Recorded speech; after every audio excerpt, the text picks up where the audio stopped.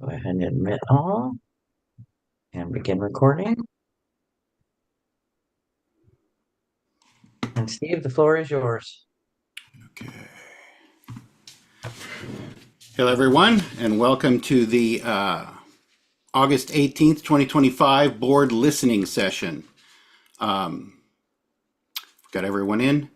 Okay, so this is an opportunity for people to provide input to the board. We're hoping for constructive input and positive vibes, positively expressed, even when there's concerns. And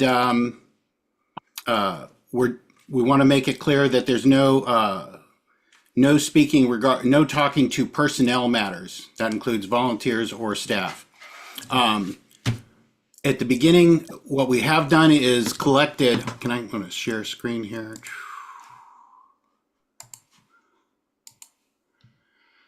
People who have written in saying that they wish to speak and what they want to speak about.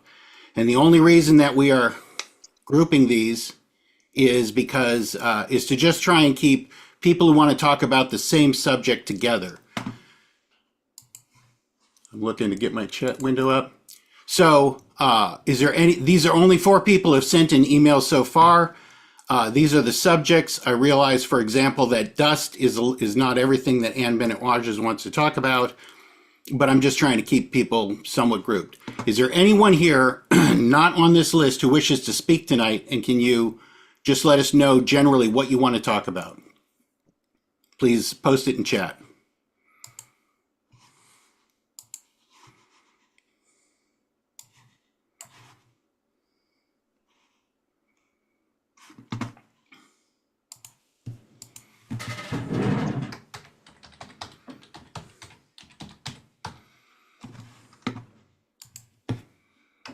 Thank you, Danny.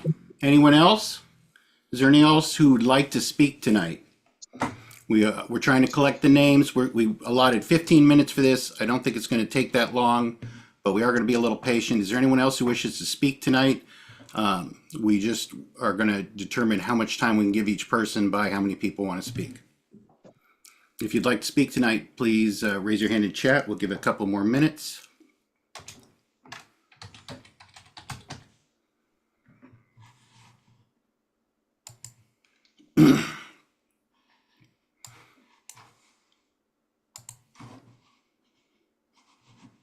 How do I get this?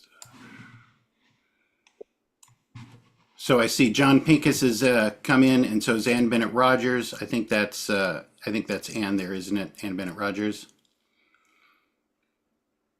So John, if you wanted to speak tonight, please tell us what you wanted to talk about in the chat.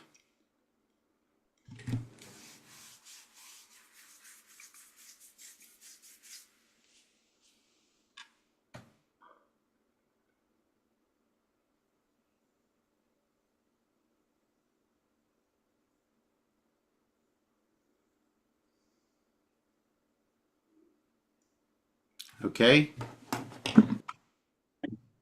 We'll give it another minute here, 5 after, and then we'll get going with the people who have asked to speak.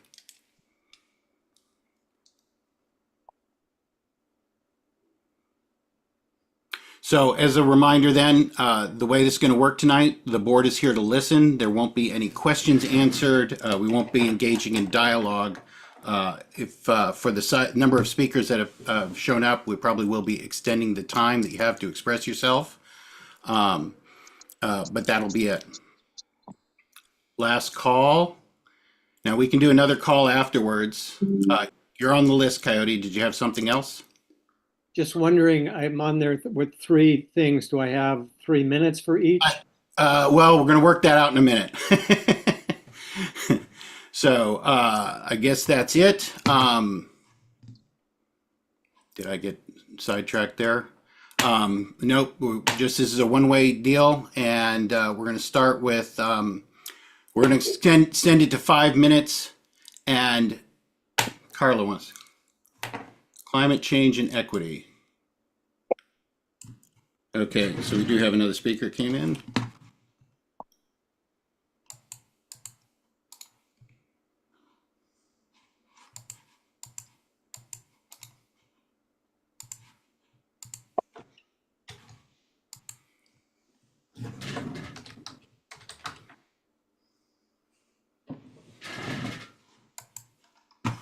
Okay. So when we're done here, we will check in and see if anyone else wants to speak. At the moment, we're going to extend speaking to 5 minutes. Do you need more than 5 minutes, Coyote, for your three things?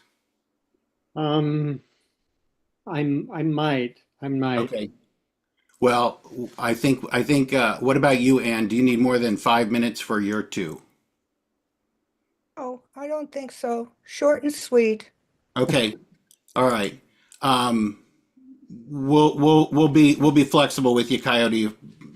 Let's try not to go over 10 minutes. How's that? Yeah, that's Okay. fine. Yeah, thank you. Okay. We're going to start now with Jim Walker on Ritz Sauna 2025 reflections. Great. Well, thank you all for the time and opportunity. My name is Jim Walker. I'm a board member of Ritz Arts, which was formed in 2015, and I'm one of several longtime Ritz crew on a small management team that supports George Braddock, the booth owner of the Ritz. We strive to improve the Ritz experience every year, and with our 50th anniversary next year, we look forward to putting on the Ritz for many years to come. Because the membership and even the board maybe probably doesn't realize everything that goes on with the Ritz, we'd like to share out some annual highlights. On an operations note, the most notable was the addition of a new loon deck small shower area, which was designed for family and small group use. It includes a baby wash sink and is somewhat enclosed, helps keeping kids corralled. It was overwhelmingly welcomed by families. A lot of feedback we got on that. On Saturday, our iconic front stove that was built in 1921, it's out front of the ramp, sprung a small leak in one of the heat transfer tubes, which was repaired on the fly without any disruption to the operating hours of the Ritz. We're very proud of our ability to do that. Our Friday Women's Time, which we started decades ago, was again very popular this year with over 250 women participating. For the actual fair event, the annual Ritz contract with the country fair that you all take action on has us opening on Wednesday evening through Monday at noon. That's in addition to offering free showers for volunteers for weeks before and a week after the event. And during that contracted fair period, we shifted just under 150 individuals across more than 650 3-hour paid shifts. So we are quite a large crew. And the showers and sauna were available for teddy bears this past weekend. We had more than 200 fair family enjoy the Ritz, and we're very happy to be part of that tradition.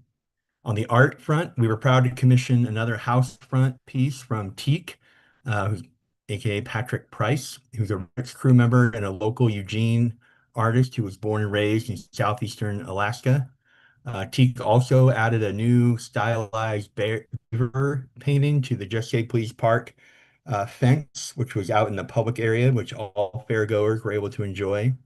We had hanging glass lamps displayed in our pavilion, which were created by a Ritz crew member and metal worker Kenny Hardenbrook and glass blower Kelly Howard, who's co-owner of Lincoln City Glass. None of that was for sale. That was just on display. We had a glass mosaic was added to the Flamingo Rising area inside the Ritz. We had over 41 individuals participate in that art piece.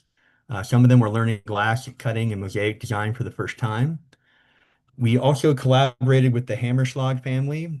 There's long been part of traffic crew and also spoken word to restore a pole that was gifted to Dr. Carl Hammerschlag, the late Dr. Hammerschlag, many years ago. It was recently gifted to the Ritz this year.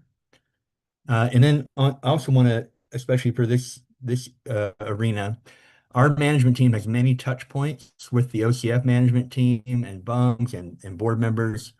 So a couple of highlights from this past year. We had a security incident on July 5th, pre-fair, which has been widely publicized since then.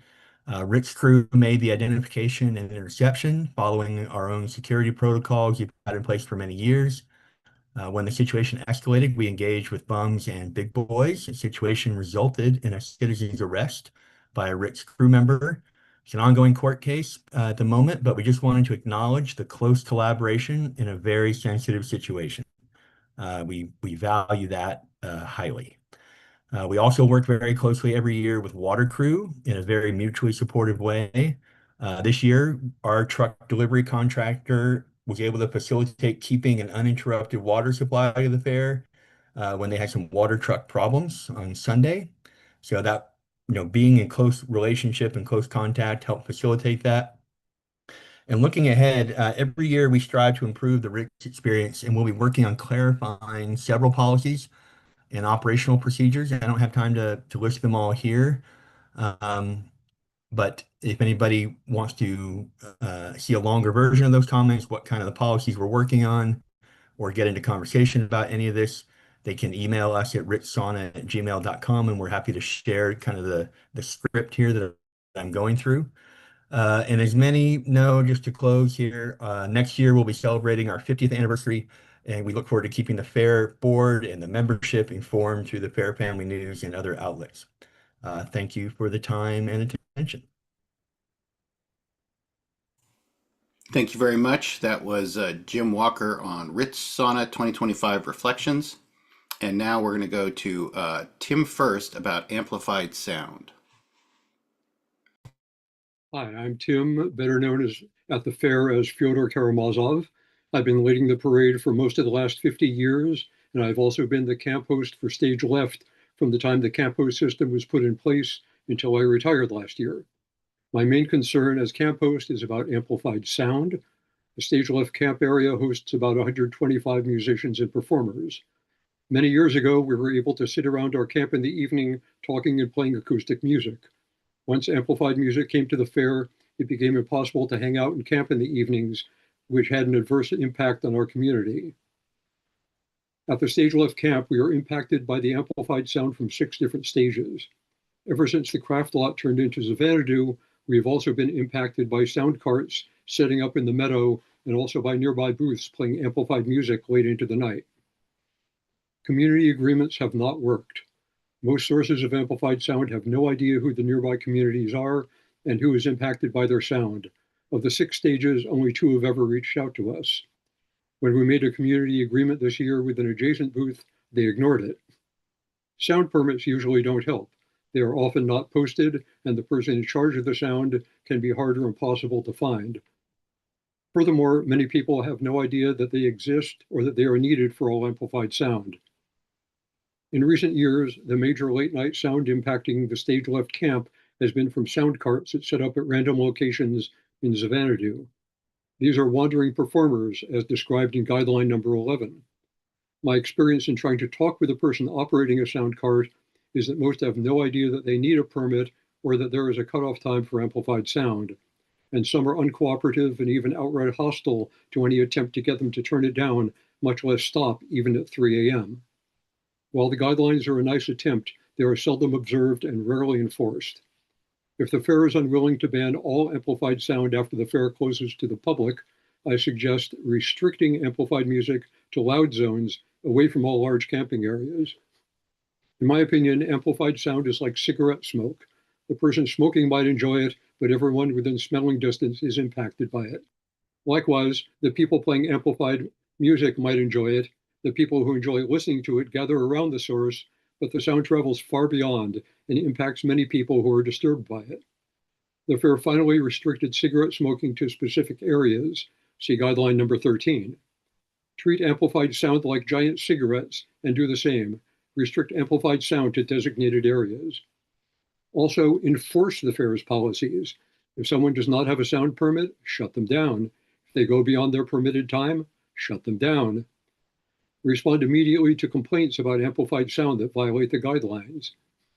I should not have to be going out of our camp multiple times each night, often as late as 3 a.m., to try to get amplified sound to stop so that people in our camp can get some sleep, so that they can do their strenuous jobs the next day. Thank you.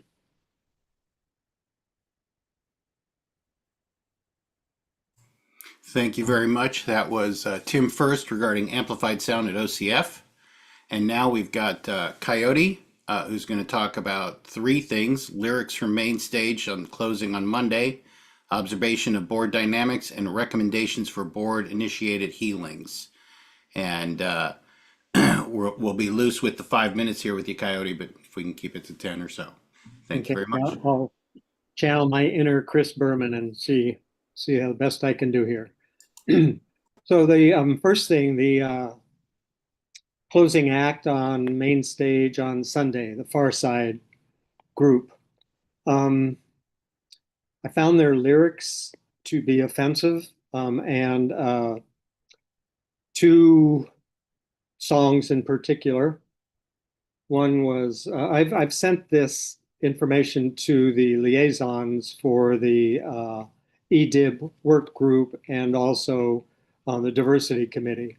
So they may have passed it on to the rest of the board or not. I don't know.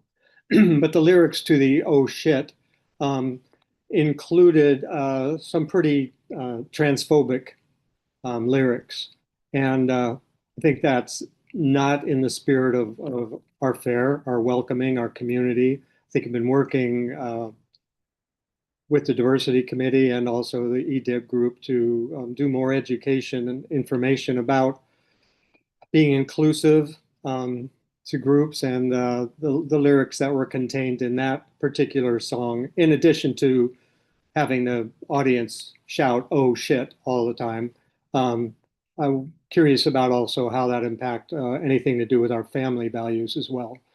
The other song that I have concerns about the lyrics called "That Type of N-Word," and that one not only had the N-word repeatedly in it, it also had a lot more very sexually offensive and suggestive words in it too. So I encourage you, if you haven't already, to find the links to those two songs from the Far Side, and that Far Side, the group, and take a listen to them and see if they are in keeping with the fair values or if they weren't. So I wanted to bring that up to you if you hadn't already known about it. The other thing, next thing I want to talk about is board leadership qualities. Leadership qualities include goodwill, love, respect, serving, group integrity, humility. And when I observe meetings, it's not difficult to a intentional observer to see that there is not a lot of love and respect that goes on among group members. And I have also found that there's been a lack of humility when I have interaction with group members. I also feel oftentimes a lack of respect. And I think these are things that are key to being a leader in this association. That you are humble, that you do love and respect the associate, the group members, your board members that you're working with, and also the the rest of the association of equals that we are. It's board members have agreed to serve, and I am very grateful for the amount of hours and all the time and the attention that you all put into your positions. I don't know how you do it sometimes. I think it's a lot. But I find I'm finding that the concept of serving has been lost, and that there seems to be a division or a hierarchy between the board itself and we members who have selected you through the election process. So I'd like you to take a close look at that. If there's any assistance I can give you in this, I'd be more than happy to. Been doing groups and leadership for a long time, and would like to give you some help if you're interested in it. Um, time's up. Is that my 5 minutes, Stephen? 3, 5? Is that 5 or 3? I'm lost. Okay, this thing came on. Okay, the last thing I have to say here is when we had the NAO report many years ago from Mary Miller, one of the things she pointed out to us, a recommendation, is that the Oregon Country Fair needs deep heart healing. And we have not yet taken her up on that. And as we continue to go down the path and the road that we are, we need to stop and look at ourselves and do some healing. And one place I would really start is forgiveness. Okay, we have at least 2 elders who have been kicked out of the fair. I believe that we need, in our roles and our positions, to rise above some of this and forgive. That doesn't mean you don't hold accountable, but forgiveness is very important. And some of these elders, or at least a couple of them, I only know 2, but I don't know who else is out there on the ice floe. They've been doing this stuff before some of the board members were even born. And I would just like to see us do some healing, because my experience is that there is a deep chasm and divide, and it's not healthy for us. Okay, thank you for my extended time. I appreciate that. Bye now. Thank you. I got told I was muted when I was answering you about the 5 minutes, but everything came out as planned. Ann Bennett Rogers on dust and stewardship. Thank you. I want to first say I'm not trying to single anyone out, but I just feel that we can do better about a lot of things. And when I said dust, I was trying to connect the dust to stewardship and to the environment. My points are very simple. You know, it was dusty everywhere this year. It was dusty at Main Stage. It was dusty in the lots. It was dusty on the paths. And the point I'm trying to make is the event is 3 days. You get your wristband Wednesday, Thursday, and you have till Monday. But stewardship is 365 days of the year, and we need to protect our lands. This past Saturday at the picnic, I was very happy to see the piles of straw, which I assume are going to be the bale dams this year. The 365 days out, we need to consider stewardship and as much as the event. And it is the duty, in my opinion, of the board to recognize and maintain this stewardship we identified as a goal. We have many guidelines that address stewardship. We have our lump manual. And one of the things on Saturday that I noticed was we are facing climate change. And this gives us some, and I'm also on the EAB task force, but the climate change little bit and the EAB invasive species are such that it may make us change some of our orientation towards our stewardship. And on Saturday, I began to notice another set of 9-bark dying. Last year, I saw 9-bark dying on right by recycling. This year, it was further up on East 13. This is a reflection of climate change, the decrease in rainfall, and our elevated temperatures. And so I just want the board to understand that stewardship is not just operational, it's a belief, it's something important. And with climate change, it will be more important. Thank you very much. Thank you very much. That was Ann Bennett Rogers on dust and stewardship. And we're going to go to Carla on climate change and equity. Hello, everybody. I don't know if you can hear me. My name is Carla, and I was a former member of the shower crew, and now I am with the info crew. And one of the things that is my interest concerning and is also like a challenge right now is climate change and equity. I put both of them together because climate change has to do with like someone else says, stewardship, but also with sustainability and the ways in which nature has addressed solutions, such as biomimicry.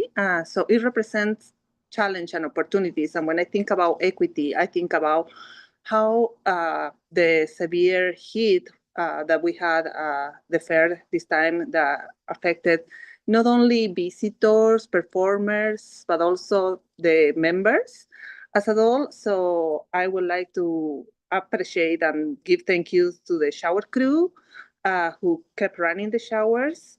And they did an amazing job, water crew, sanitation crew, the Vegemanics, and all the crew members in general that I'm probably forgetting that have been stepping and making sure that we have drink fountains, that the path is less dusty, even though it was dusty, and so on.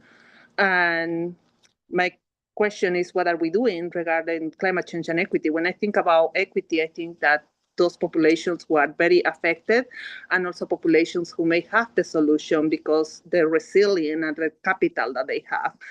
And I'm curious if we also can, when we ask surveys for members and even the public, we can start asking those questions, of the challenges and also invite them to offer solutions and close the feedback loop. Is meaning that every time we ask someone for something, we can tell them what are we doing and what we are not doing with the information that we gather, so it doesn't go to an empty vacuum.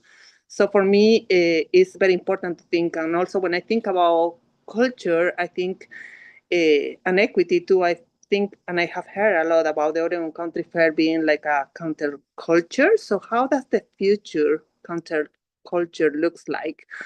And I feel that those are questions that we need to be asking. And and I think that yeah. And then finally, I believe that there is an opportunity here to do a work that is participatory, in which different community members co-create solutions, because each year is getting more extenuating to participate in their own country fair because the heat waves.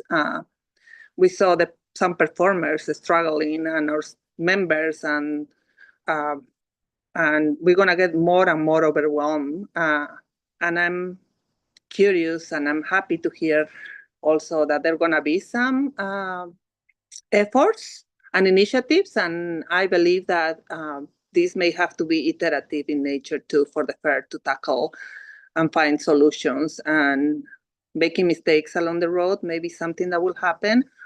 I'm willing to also trust what decisions you make, and just want to kind of encourage the board members to keep inviting diverse groups and listening to them, and make more of these listening sessions with the specific topics.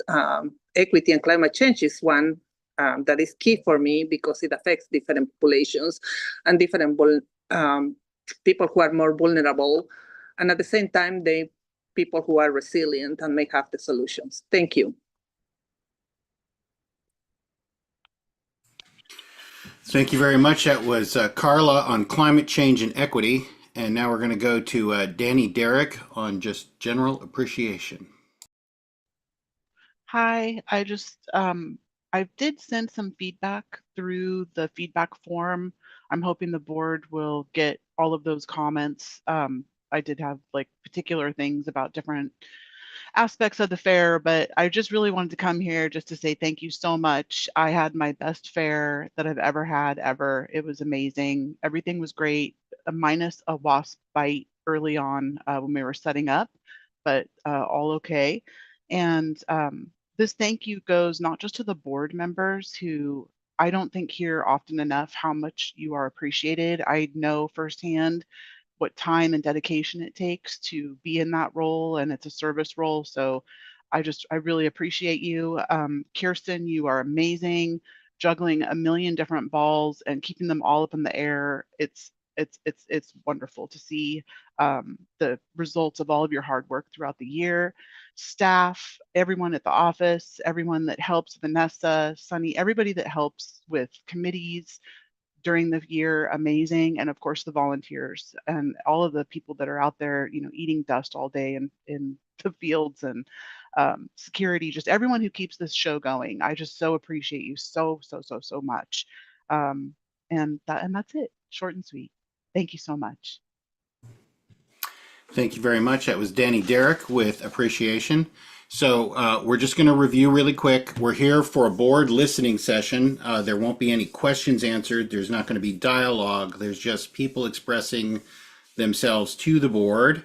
And we aren't going to talk about any personnel issues. Now, we have exhausted the list of people who have asked to speak. Is there anyone out there moved by the moment or just came to mind who wishes to speak tonight? Please raise your hand in chat if you do, and preferably put in a little bit about what you'd like to speak about. And I didn't realize I raised my thumb. I don't know how that happened.